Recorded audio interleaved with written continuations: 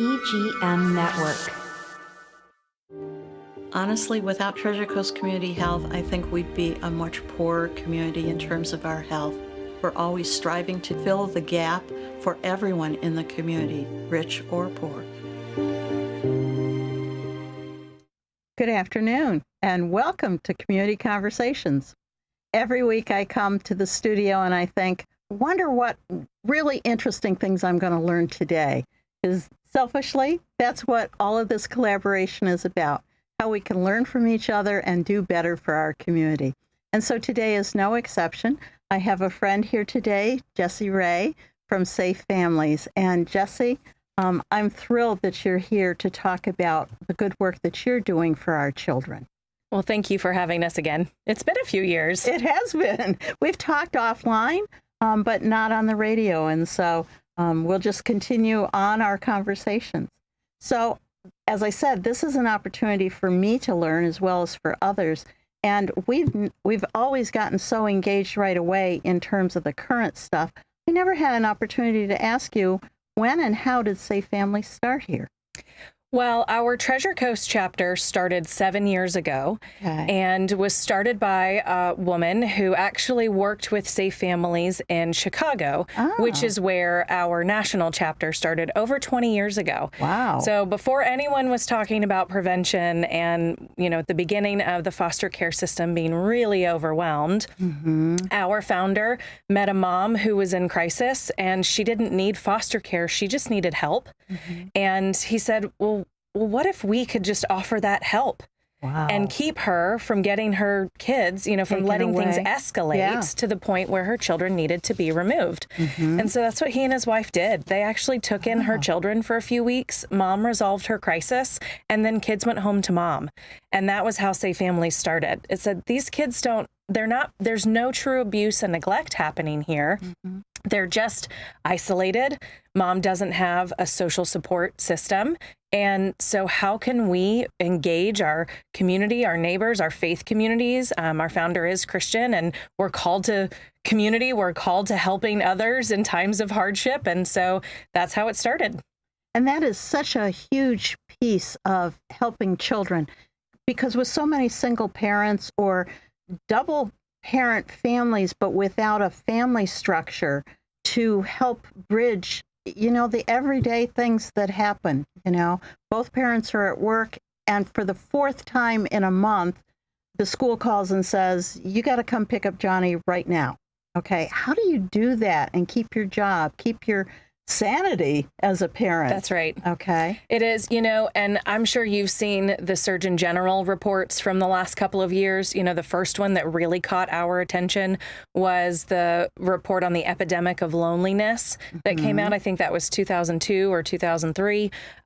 40, almost half, I think it said, of U.S. adults reported feeling lonely. Oh my. And then in the Parents Under Pressure, Surgeon General's report that came out last year, I brought the statistics. I wanted to make sure I got them correct.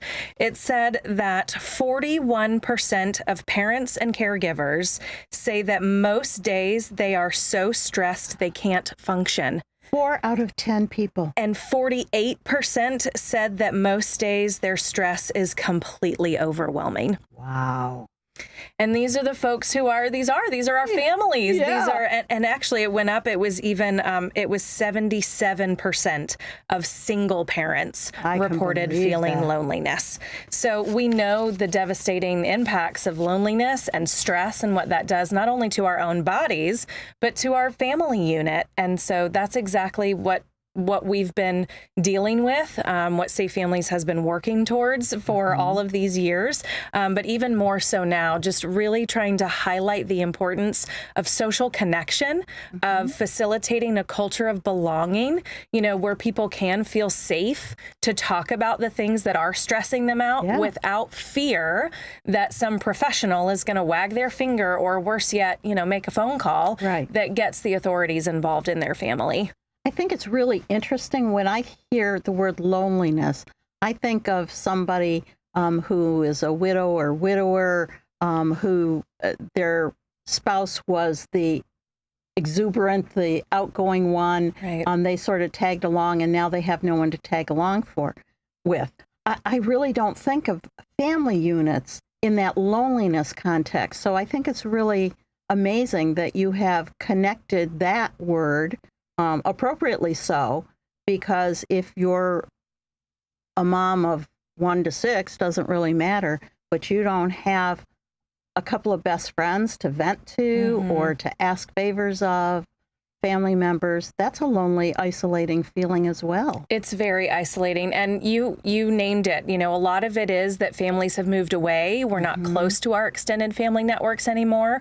But as you're also aware in healthcare, I mean, so much of substance abuse disorders and things and mental health concerns that have risen in the last couple of decades. And so the family systems are breaking apart, even if they're close. And we come across that a lot. You know, Really? we've had single moms who, you know, their moms were either abusive or they were abusing drugs. And so they don't they didn't wanna get separate. raised. They want to separate. They didn't have that sense of, you know, I don't know how to grow and raise my kids and how do I navigate these different systems and finding insurance or, you know, kids who need, have their own healthcare needs and how do they navigate those Or school systems? needs. The first That's time exactly I heard right. you have to come to an IEP conference, I was like, what? And what is that? And That's what do right. What? Yes, exactly. As a fairly professional, intelligent person. Oh, it was a part-time job to figure out how to get my child diagnosed and who did what and who needed whom. And I did it, created so much empathy for the parents that we support who are doing this on their own. Right. You know, and the other things that we're seeing too is it's this sense of, and I saw this in a training and we all have known this intuitively now, but the connectedness of technology, right, has both its pros and its cons. But when you look at the graphs and the charts of mental health concerns, so I was in a training about a month and a half ago, and the rise of depressive symptoms, major depressive episodes, and suicidal ideation all coincide directly. I mean, it's an actual X on the graph of when the smartphone came out. Is that right? And so it's also not only our connectedness, but now it's our access, right? So social media, yes, is nice, but it's also Sometimes. feeding that sense of isolation. Yes. And so even parents who were, you know, your 2-parent families, you know, you'd think would be stable and able to have those relationships and local support systems, even that's starting to deteriorate because of our overwhelming connectedness to social media and work and, you know, the fact that we have constant access. Well, and social media has a lot of information, Right. but it also has a lot of opinions. And if you're feeling kind of down to start with, and then you read some of the negative things that are said on some of the Facebook comments, it's like, it does not uplift you at all. And I know Right. many people have left Facebook particularly for that reason. Right. And it's not in the context of community. Exactly. We can disagree with each other, but when you're in the room with someone and you're having dialogue or you regularly see someone at book club or, you know, church setting or wherever it might be, and then you have that face-to-face where you're actually practicing relationship and practicing social connection, you know, and then you share with each other and you go, oh, I have a friend who went through the same thing. Here, let me give you her number. And oh, let's go get coffee together. It's a more positive experience. That's right. And you've got a way to process it all, right? Versus just sitting in your room or at home alone and then you're just absorbing it, but you're not getting to process it and put it in context. So does Safe Families help with some of that resource, I don't want to say pushing, but knowledge and availability, or is it really more a one-on-one experience? It can be a little bit of both. So our design, and we are actually an evidence-based model, you know, because some people go, oh, relationships, like, what are your outcomes? How do you really track that? Yeah. Well, we've gone through the process. We have done our first research review, and so we are promising practice in the California Clearinghouse of Child Welfare. And our circle of support model is designed with those different relational components. So one of those is a host family. That's kind of what most people know us for, but that's not all we do.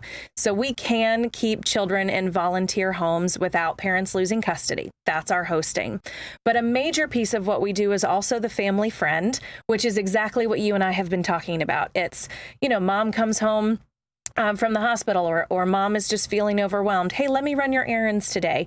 Can I come and do your laundry with you? Would you like to, I can take your kiddo to the park while you get some time to rest on Saturday morning, right? So it's doing those kinds of friendship That's a substitute things. grandma role. That's exactly right. That's Oh my gosh. We had one of our moms, she said, after we had matched her with a volunteer for some things that she needed, she goes, we have a bonus grandma. Yeah. It's what would your aunts or uncle do? What would your grandparents do? What I've had friends call me and say, oh my gosh, our schedules overlapped. Can you pick up our kiddo from school today? Absolutely, I can do that. Right?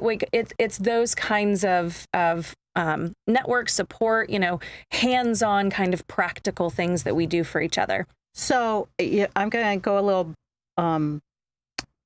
bipolar maybe on this one, because part of me wants to know, so who can you engage? And then the mom part of me says, and how do I know that they're going to be safe, or that they're not racking up, all of these driving points, as I ask them to do these different things. Right, of course. So we also have a thorough vetting process for our volunteers. They have to do an application that talks about why they're interested in becoming involved. We have 3 references. They do a 4-hour training. We go through the basics of our movement, who we are and what we're about and what we are not. We're not foster care. We are temporary relief. And you're not snitches. And we're not snitches. That's right. I mean, we are mandated reporters. Everybody in the state of Florida, actually, I don't think most people know that. In the state of Florida, it's not just left to professions. We're all mandated reporters. But we get to have those conversations in the context of relationship. And so we talk about trauma, and we talk about positive discipline for children when you're working with children. We don't do timeouts, we do time ins. There's certainly no corporal punishment, things like that. So we are modeling based on best practice and research. We are also based on the protective factors, which is an evidence-based framework. And that's how our coaches work with families, but I'll get back to that. So we go through all of those materials and training with our volunteers. We do a level 2 background check, which is both the Florida criminal background check as well as the FBI. There's a public records request in the state of Florida that we have our volunteers submit. So this is called the Child Abuse Registry Screen. So we call it the CARS for short. But this is if you've ever been implicated, right? So the background check only shows convictions, right? Or arrests. Actually, we also get arrests, even if they were thrown out. But the CARS shows us if anyone has ever been involved in a child abuse case. Okay. So even if it was like we've had it show up, it was a mom heard something had happened at a daycare with her child. And so mom was included in that report, even though she wasn't the one accused. Okay. Right. So it's a very detailed level of reporting of the public records request. So we do that as well as an extra layer of screening. And then we do all of our safety paperwork is modeled on the state's foster care system. So we get to be more flexible. We don't have to follow it down to the inches, of walls to the bed and things like that. But we have firearm safety, water safety, confidentiality, discipline agreement. We go through a home safety list. There's a very thorough vetting process for our volunteers. Well, we're going to take a short break for a word from our sponsors. I knew we'd be just talking, and I have an obligation. So stay with us, and we'll be right back.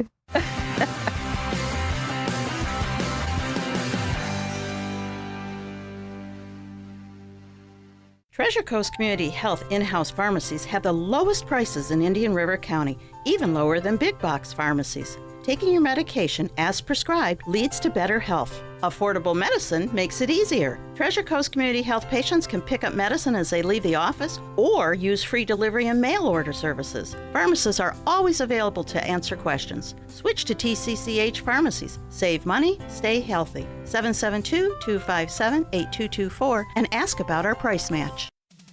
Create your island paradise at Sunshine Furniture during our winter sale event. Save 50% on all Tommy Bahama and Lexington, including the newest collection, Key Biscayne. Living room, dining room, occasional chairs, office, and media furniture with sophisticated design and a mix of coastal and Caribbean style. All Tommy Bahama and Lexington offer everything you need for your Florida living. We have the largest selection of in-stock coastal furniture from Four Seasons, Capri, Universal, Riverside, Hooker, Seawinds, Barcalounger, Best, and lots more. At Sunshine Furniture, we're the outdoor furniture experts specializing in patio sets that withstand the Florida elements, and we have a gallery of Berlin Garden and Bollywood. Come in now for the best prices of the year. Sunshine Furniture, $12.95 US 1 in Vero Beach. Don't miss the 50% off winter sale on Tommy Bahama and Lexington going on now. Visit our website at sunshinefurniturecasual.com and visit our outlet store directly across the street. Are you a therapist or a nurse seeking the multi-state compact license? In the state of Florida, these and many other industries require a Level 2 live scan background check for clearance to work in your industry. A1A Fingerprints is your certified live scan source from Broward to Brevard. And if you're a medical provider, you need to be registered on the ACA web portal. A1A Fingerprints will help you navigate and comply with the law. Call 772-494-6556 or visit a1afingerprints.com. A1A Fingerprints. And welcome back to Community Conversations. If you're just joining us, you know that my name is Vicki Soulé and I am the CEO of Treasure Coast Community Health. And every week I get the honor and privilege of coming together with community members to talk about things of interest. Most are health related in some fashion. But the reality is that even if it's not an obvious connection, all of it is for the betterment of our community because we love where we're at. But it's a complex. And as they say, it takes a village.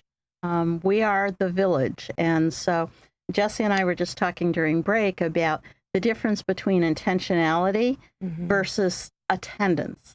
And so this is sort of intentionality. We bring people together here to share information that would not otherwise be out. And to a greater depth. And so you're dealing with Safe Families just 7 years ago. I'm so impressed. Actually, I was a little worried that I'd spent all 20 years and didn't that I kind of ignored you, but your organization wasn't solidified here. So No, our no chapter guilt. that's right. No Actually, guilt. we've been growing across the United States and actually around the world. We have branches in other countries, but here on the Treasure Coast, we got started just 7 years ago. Well, it's a phenomenal thing that you're doing because I'm flabbergasted with the number of people, the number of kids that are in foster care and the number of people outside of Indian River County that are caring for them. Yes. Because we do not have enough bandwidth in the foster care system, nor should we. To be honest, we need to be more preventative. And that's really what you all are doing with your volunteers and two little part-time people beside yourself. Yes. So, yes. And you're a mom yourself. I am. So you're living the dream. That's right. Living and breathing this every day. That's right. And I say that sort of tongue in cheek because when they're little, there's nothing better in the whole world. But at some point, they aren't so little and the sun doesn't rise and set on you. But if the same person comes in to your household repeatedly, then they become the expert, not mom and dad, right? So Yeah. it's all good. Yeah. It's all good. And it's been sweet to serve as a family. You know, we are a host family. We lead by example. And so we've had little kids in our home and, you know, my boys are very welcoming to them and it teaches them to share. You know, we get to talk about, like, I'll never forget one of the first little girls that we friended. Her grandmother had custody of her and they were living at Hope for Family Center. And that's one of the things that I love about Safe Families. You know, we really are very focused on the relationship piece. And so it's very important to us that we work well and closely with our community partners so that we're supporting each other's goals and efforts for our families. And so we've been a great complement to what Hope for Families does. And this grandma was very frail. She had long haul COVID, just could not get out and go to the park and, you know, get her granddaughter out to do those kinds of things. So we family friended them. We picked her up from school on Fridays. We did pizza and movie night at our house, which is what we did with our boys anyway. And then we would take her back to the shelter. And at one point, my boys, when we were talking at night, and they said, well, when do we get to go to A's house? You know, I'm just going to call her A. Yeah. But when do we get to go to A's house? I said, well, baby, A doesn't have a house. You know, she and her grandma have to live in a shelter with a lot of other families because they don't have anywhere to live right now. And so we talked about homelessness, and then we prayed about homelessness, and we prayed for A and her grandma to get a house. And, you know, so it exposes them to kids who live differently.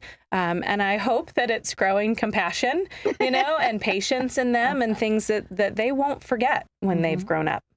Well, and I think that's so very important. Two things occur to me. One is that someone just told me that Indian River State College is having a little get-together for some folks. And one of the comments that was made was the high schoolers don't have a lot of social skills, a lot of empathy. Well, it's hard to get empathy out of a phone, okay? That's a demonstrated skill. Yeah. It's a skill you have to practice. And related to that, I have a 15-year-old that's in boarding school, and the ages are from 6th or 7th grade up through high school. And it's primarily, it was all men, and now it's a mixed campus. Girls are way off in their own dorm. Right. But they also take kids from the local community that are not boarding students. And so one of those non-boarders talked to his parents over the holidays and became a boarder. And so he was at breakfast with my son, and there were 2 other kids at the table that also were adopted. And so he said, you guys, you're just a mess. Your natural parents were all screwed up. You probably are too. That's why you're here, because your adoptive families didn't want you either. And it was so upsetting to my son that he said something he shouldn't have, and ended up, he didn't take any action, but his mouth as a teenager got him in trouble, and he was suspended. Yeah, that's what I did too. Did they deal with the other child? Well, he didn't tell about the other child. He was reprimanded as bullying this younger child, and he took his punishment, which really means I took his punishment because they sent him home for 2 weeks to take care of all of his lessons.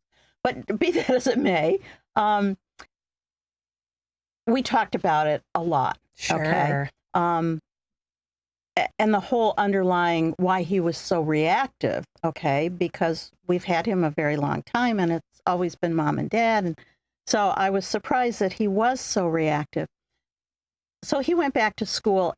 I ran into a business article about emotional intelligence and how instead of reacting emotionally, there are a couple of words that will help you. And I wish somebody had shared with me when I was 13, 14, 15. When you hear something that is distressing, you should be saying to yourself, they don't know. And if that doesn't work, different situation, I don't know. So those 3 magical words kind of put things back in perspective where your gut isn't churning and you're just waiting for your opportunity to say you're wrong. Right. And I think that is so related to what's going on.